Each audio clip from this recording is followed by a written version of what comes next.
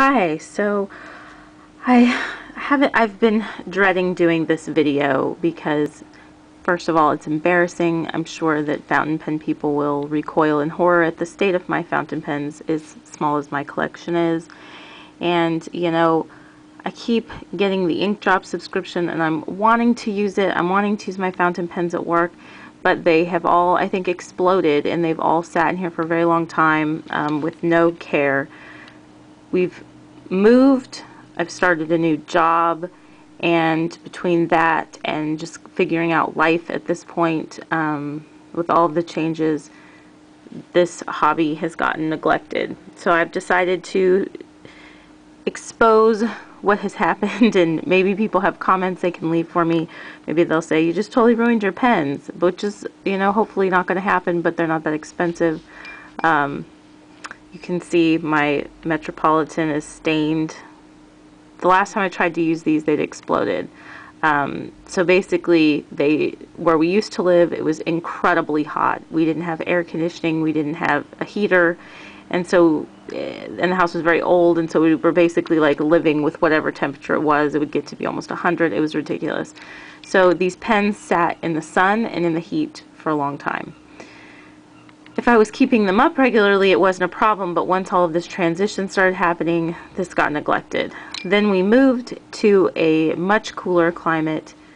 Maybe you can hear those seagulls in the background, and it's humid and moist and cool, and so now it's a different climate, and I haven't opened the pen since we've been here, and you can see they desperately need to be cleaned. So I thought, well, why don't I just clean my pens on here and see how it goes. I have water, I have 100% pure acetone, I have some rubbing alcohol, I have some Q-tips.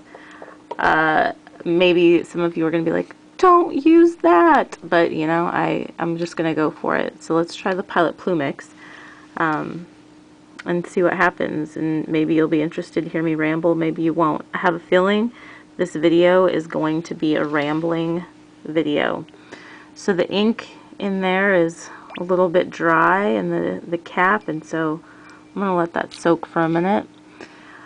I tried to use up the ink that I had in these pens because I knew that they were going to be neglected for a while, and I didn't want to waste the ink. So there's even some ink down in that part. Maybe that's... So we'll just see what happens. I don't even remember what ink was in here, to be honest with you. That's how long it's been. So I'm just gonna run some water through and see how that does first. Looked like there was a lot of ink left in there, but gosh, I don't even know. I have a feeling I'm gonna have ink hands. No! Oh my goodness. Wow, I just totally made a mess. Well, might as well keep on keeping on.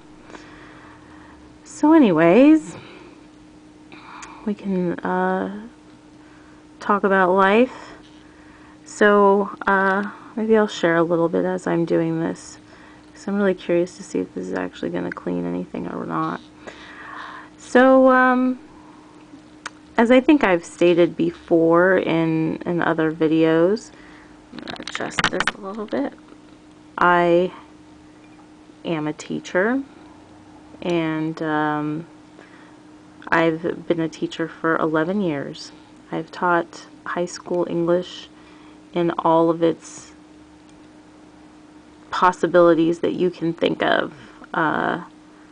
So here's the ramble. I've taught high school English to 9th graders, 10th graders, 11th graders, 12th graders, all the standard English classes. I have also taught pre-AP classes. I have taught classes where special ed was a concentration of my student population. I think I just need to dunk this in there. I have taught where English language learners were my concentrated audience in my class.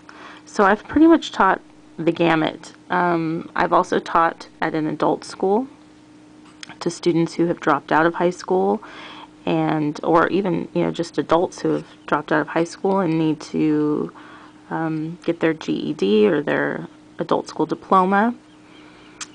And I have taught at a continuation school. I taught English there, all grade levels, to students who regular high school just didn't work for them, and they needed an opportunity somewhere else where they could get a little more specialized attention and another chance. And so yeah, that's what I have done. My last teaching assignment was teaching, I don't know if this comes apart. I could be almost breaking my pen here. I don't think this comes apart. Just need to figure out a way to get water in there. So my last teaching assignment, I was teaching AP English, Literature and Composition, and I was teaching a 12th grade expository reading and writing class. And there are so many things that I really love about teaching. In some ways, it's the best job ever. Having awesome students helps, but I've found that I've really enjoyed all of my students for the most part, except for those kids, that totally drive you insane. There is some ink up in this, and it's, it would be great to have like some type of pipette. I wonder if I have something like that. Oh, let's see. I'm gonna have to think on that. So anyways, it was great and I enjoyed it very much, but I did get an opportunity. I'm trying to get the cap out of here without totally dunking my fingers in the blue water, but that may not work.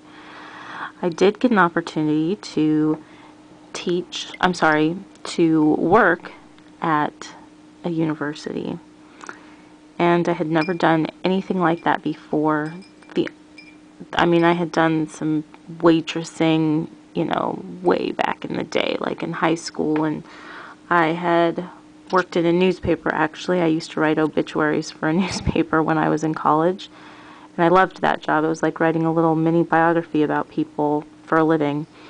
And you do research and put together, something special about each of them, and it becomes kind of the diary for your town. It's the living historical document for your town. Anyway, I wonder if I should be shoving this Q-tip up here.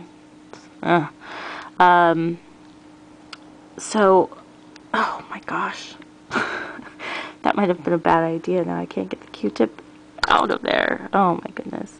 So anyway, yeah, that's some of the majority of my career has been spent in the classroom, and I've liked it, but I was ready for a change. I might have to run this under some water. That came out pretty clean considering the situation here. And so I thought, it's time for change, time to try something new. I don't even know what color was in this Lamy Safari last. And so I went for it. And now I am doing a job unlike anything I have ever done before in my life, but it requires a lot of the skills that I've built over the years. And I'm enjoying it. I would enjoy being able to use my fountain pens there, some sort of a turquoise color. So I thought I need to get these all cleaned up. But it's just been insane. The job that I do is I don't even know how to explain it. So yeah, that has been a massive change, and I'm getting used to it and learning how things function. And it's a fast-paced, very fast-paced job. Not that teaching isn't fast-paced, but this is a totally different beast. I don't know if I can take the feed out of this. I don't think I should. I'm going to need to get some clean water here in a second. probably do a part 2 because I don't really have any good video editing skills. And I don't really have the time to learn that, so I might have to break this up into part 1 and part 2. I'm just cleaning out the cat because I know that it had exploded. I believe it had. And the Pilot Metropolitan, the dreaded Pilot Metropolitan. Well, it's not stained. That's good. I thought it might be stained. That's why I got the rubbing alcohol and the acetone. So it's not stained. That's nice. Now let's see what fresh horror awaits us. So that whole cap is usually silver, and it's totally black. So I believe I had some sort of a black ink in there. And, yep, the color of the water tells the same story. It's all over this pen. This pen exploded big time. So, so yeah, that's kind of the job situation. And the living situation has dramatically improved from what it was. We still don't have an air conditioner, but we have a heater, and that to me is more valuable than an air conditioner. Wow, I can't even unscrew this. I wonder if it's like all dried in there. Ah, got it. And yeah, this is exploded from the inside. Good news was there's no real ink in any of these pens. I remembered I tried to leave them empty. So our living situation has changed, and we've moved from a very small town to a fairly small town here. But now we actually have things to do, and it's no longer this little one-street town. It's, we actually live in kind of a vacation destination. It was very difficult getting housing here and all of that, but it all just kind of fell into place with our job location, and this, I wouldn't say it fell into place. We had to work really hard to get here, and it's awesome. Living in a beach tourist vacation destination is incredible. So much to do. Nice inky fingers for work. So much to do. It's just, it's incredible. It's changed. It's up to the quality of life. I can't exponentially.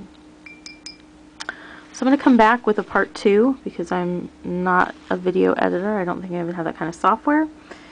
I'll have fresh water, and we'll see how these come out.